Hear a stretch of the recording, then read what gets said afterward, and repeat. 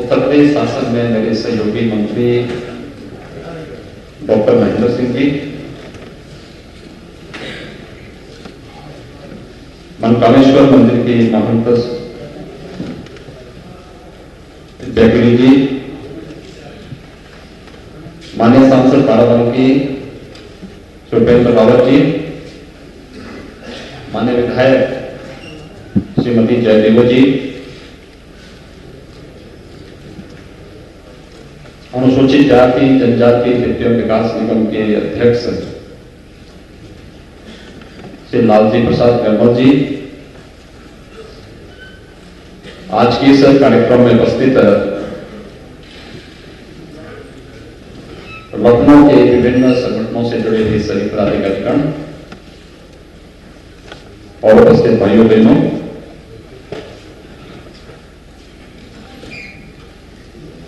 आज देश के प्रथम राष्ट्रपति डॉक्टर राजेंद्र प्रसाद जी की जन्म जयंती भी है।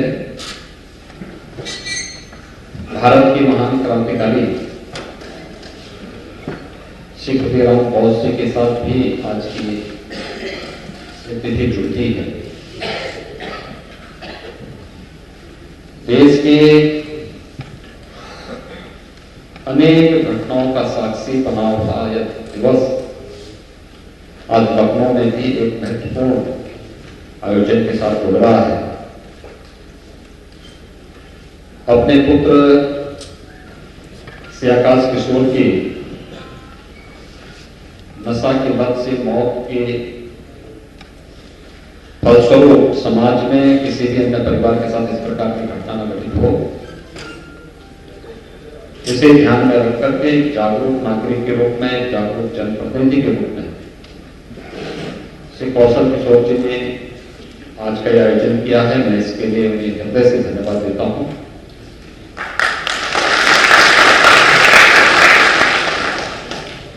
हम सब इस बात को जानते हैं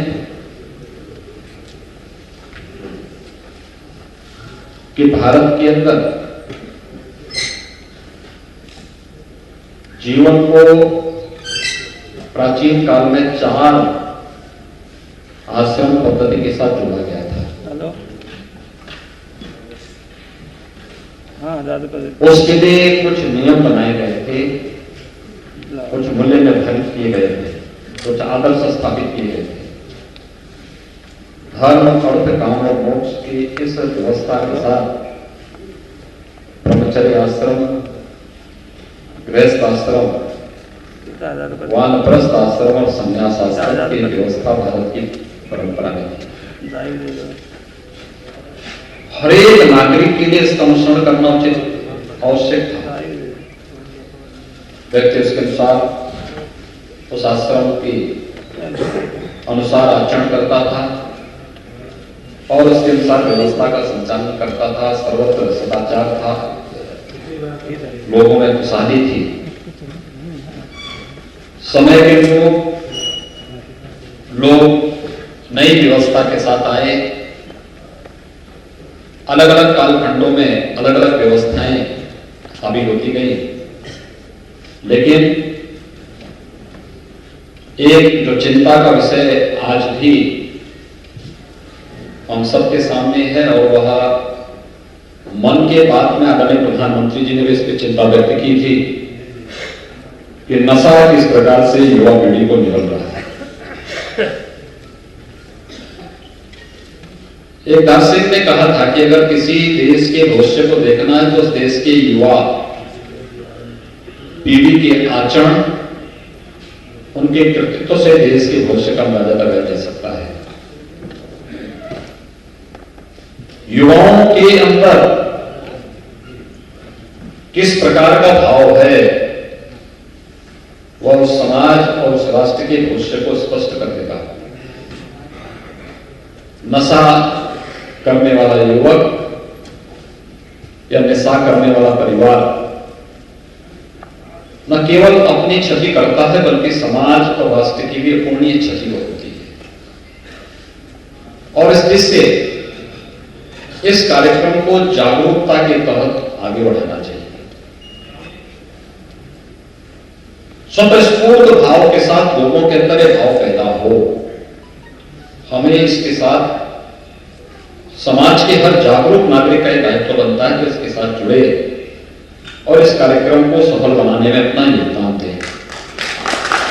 क्योंकि जब तक लोगों के मन में भाव पैदा न हो, और इसकी शुरुआत हर एक व्यक्ति को अपने स्तर पर करनी पड़ेगी। आपको गांधी जी के जीवन की वो कथा याद होगी। एक महिला परेशान थी अपने बच्चे से। बच्चा मीठा बहुत खाता था और वो परेशान थी इस बात को लेकर के कि मैं ये बच्चे की आदत से परेशान हूं। तो गांधी जी के पास गए। उन्होंने गांधी जी से कहा कि आखिर मैं अपने बच्चे की इस आदत को कैसे रोकूं, और आप मेरे बच्चे को उपदेश देते हैं कि वह इस प्रकार का आचरण न करे, ज्यादा मीठा न खाए। तो गांधी जी ने कहा कि भाई ठीक, इसके लिए तुम कुछ दिनों के बाद का समय दिया, उस दिन आना। कुछ दिनों के बाद तो महिला गई, तो बच्चे को लेकर के गांधी जी ने उससे कहा कि भाई तुम मीठा खाना बंद कर दो, नुकसान कर देगा, ज्यादा खाओगे तो ज्यादा नुकसान करेगा। तो उस महिला ने गांधी जी से पूछा कि आखिर कितना ही बोलना था, तो पहले दिन भी बोल सकते थे। तो गांधी जी ने कहा कि जिस दिन आप पहले दिन आए थे उस दिन मैं भी मीठा खाता था।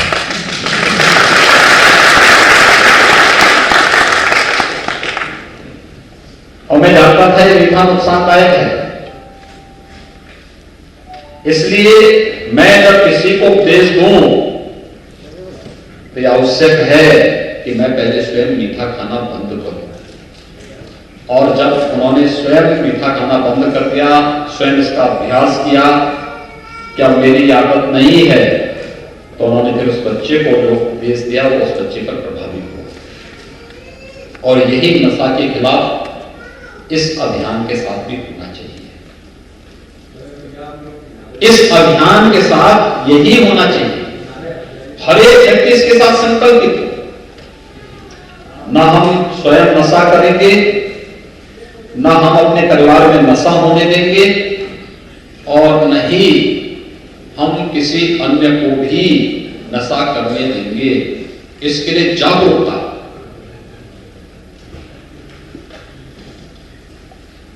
बहुत सारे स्थानों पर जहां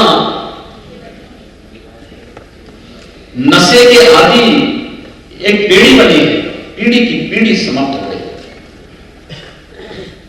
और यही स्थिति स्वर्गीय आकाश किशोर के साथ हुआ।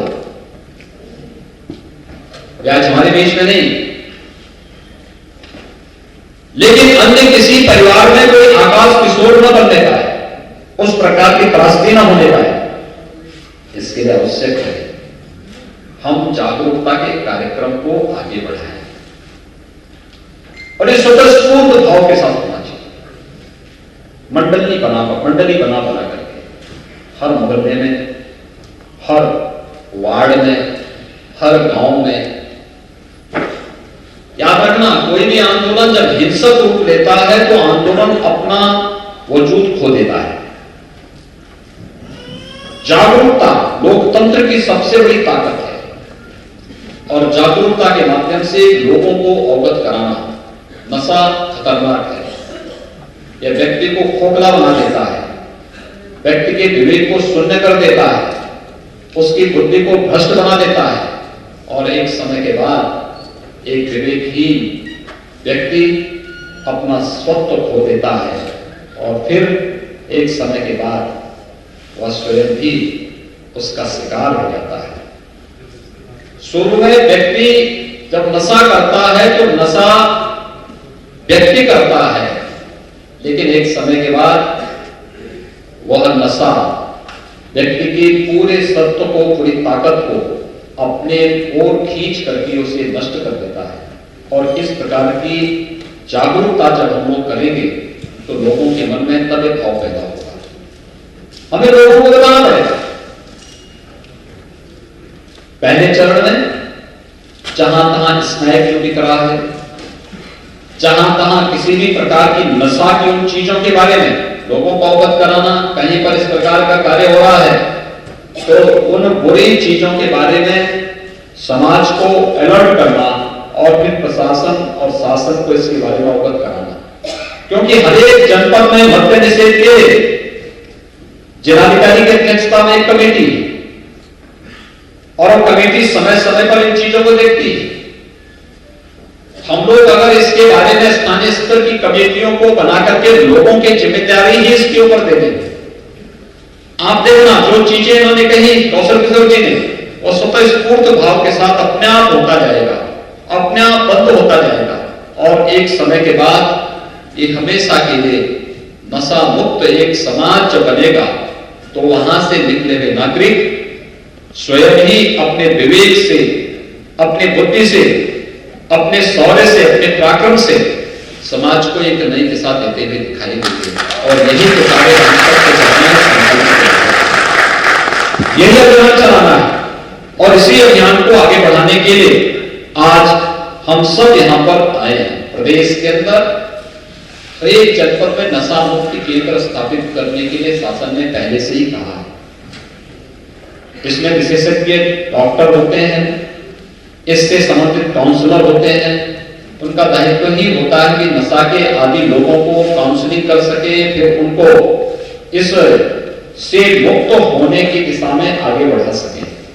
लेकिन अगर दायित्व समाज स्वयं अपने हाथों में ले, स्वतः स्फूर्त भाव के साथ हमें इस कार्यक्रम को आगे बढ़ाना होगा तो यह निश्चित ही सफल होगा।